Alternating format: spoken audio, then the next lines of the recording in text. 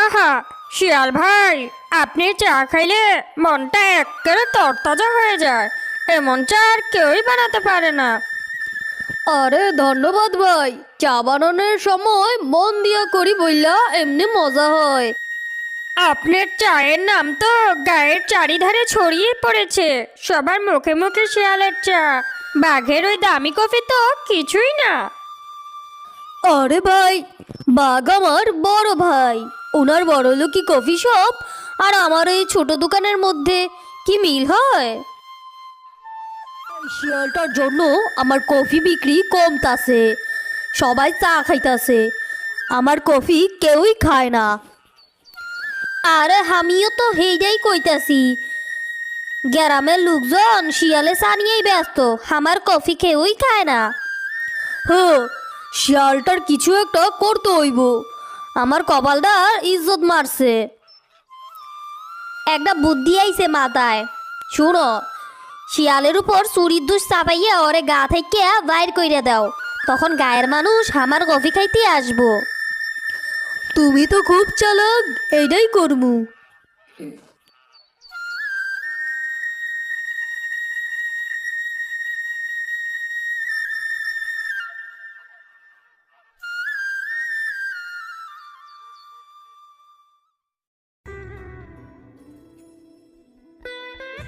শিয়াল, তুই আমার টাকা চুরি করছস? ভাইয়া, আপনি কি কন? আমি তো কিছুই জানি না। চুপ কর, ওর দোকানের সামনে আমার টাকাগুলা, তুই চোর। ভাইয়া, আমি চোর? আপনি ছোট ভাই বললে কথা, আপনি কিভাবে ভাবলেন আমি চুরি করতে পারি? আগে তুই ভালোই আছিলি, কিন্তু অভাব মানুষে বদলায়া দেয়। এখন তুই চুরি করছস, এই গ্রামে তোমার মতো চুরের কোনো ঠাঁই নাই। আজকাই গ্রাম থেকে বাইর হইয়া যা। আচ্ছা ভাই, আমি চইলেই যাইতাছি, কিন্তু যাওয়ার আগে কইয়া যাইতাছি আমি চোর না। একদিন আমি অনেক বড় লোক হয়ে আবার ফিরে আসমু, সেদিন তুমিও কইবা আমি চোর ছিলাম না।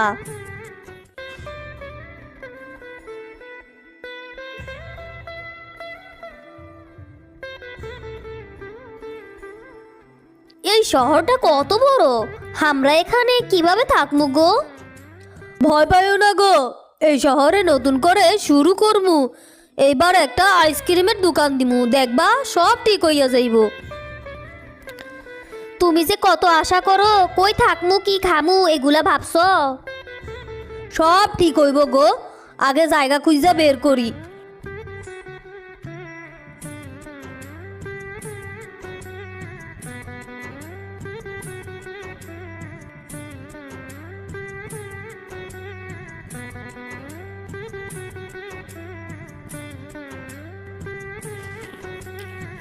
এই শিয়াল, এই দোকান চালাইতে চাইলে আমাদের তুলাবাজি দিতে হবে। তুলাবাজি? আমরা তো নতুন দোকান খুলছি ভাই, আমাদের ছেড়ে দেন। চুপ! আমাদের এলাকায় ব্যবসা করবা আর আমাদের কিছু দিবা না, সাহস কত? আমরা গরিব মানুষ ভাই, দোকানটা আমার সব, হামা করে নিঃশেষ কইরা দিয়েন না। ওরে দেখ, বউ কাঁদতেছে। এইসব নাটক আমার সহ্য হয় না, টাকা দে নাইলে দোকান বন্ধ।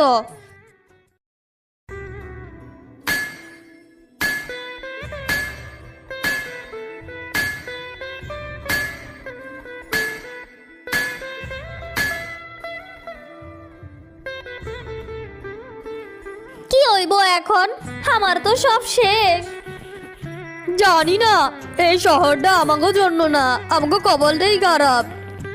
গায়ে থাকলেও এমন হয়েছিল, শহরেও একই দশা। আমরা কি পাপ করছি গো যে এইসব সইতে হইতেছে? জানি না, চলো এই জায়গাটা ছাড়ি, জঙ্গলের দিকে চলি।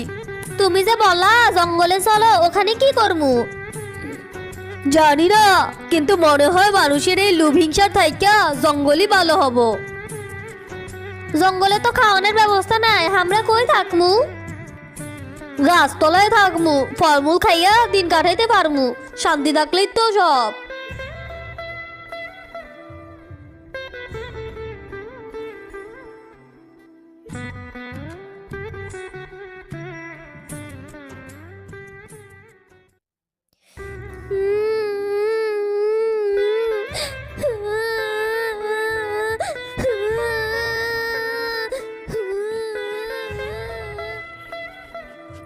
এই কান্নার শব্দ কই থেকে আইতাছে? কেউ বিপদে পড়ছে মনে হয়। চলো দেখি, এই জঙ্গলটা তো খুব বিপজ্জনক।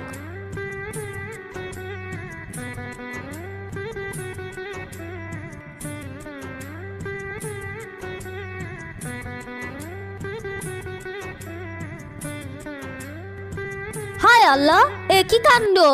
আমি বাজাইতাছি, তুমি দূরে দাঁড়াও। হায় আল্লাহ, এ কি কাণ্ড! আমি বাজাইতাছি, তুমি দূরে দাঁড়াও।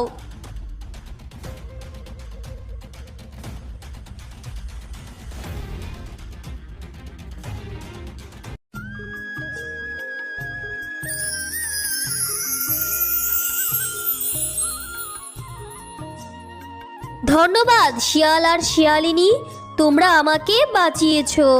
আমি কুকুর দেখে অনেক ভয় পাই। তুমি তো প্রজাপতি আসিলা, এইটা কি করে সম্ভব? আমি আসলে এক জাদুকরি পড়ি। বিপদে পড়লে প্রজাপতির রূপ নেই, কিন্তু কুকুরের সামনে আমি খুব অসহায়। তোমরা আমাকে বাঁচিয়েছো, বলো তোমরা কি চাও? আমরা কিছুই চাই না।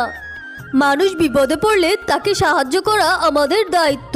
তুমি খুব ভালো, কিন্তু তোমরা এই জঙ্গলে কি করছো? শিয়াল আর তার বউ তাদের জীবনের সব ঘটনা খুলে বলে। গায়ের অবিচার, শহরের গুন্ডাদের অত্যাচার সব শোনায় পরি মনোযোগ দিয়ে শুনে। না না, তোমাদের সাথে তো অনেক অন্যায় হয়েছে। তোমাদের কষ্ট আমাকেও কষ্ট দিচ্ছে। আমি তোমাদের সাহায্য করব। এই গাছ তোমাদের জন্য, এর প্রতিটা ডিম সোনা দিয়ে তৈরি। এগুলা বিক্রি করে তোমরা অনেক বড় লোক হতে পারবে। তুমি আমাদের জীবন বদলায় দিলা পরি।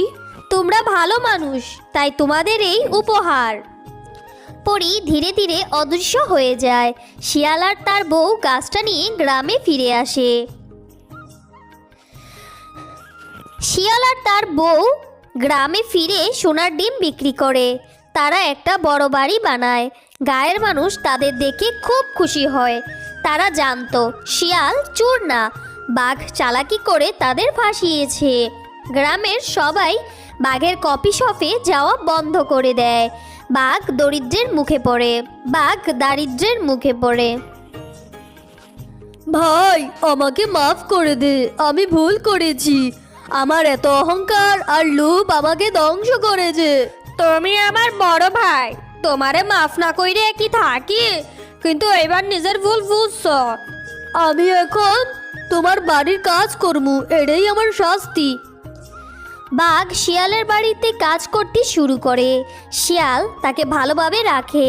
গ্রামবাসীর চোখে শিয়াল হয়ে ওঠে সবার প্রিয়। গল্পটি এখানেই শেষ। তো বন্ধুরা, গল্পটি ভালো লাগলে অবশ্যই চ্যানেলটি সাবস্ক্রাইব করে দিবে এবং লাইক কমেন্ট করতে ভুলে যেও না। আল্লাহ হাফেজ।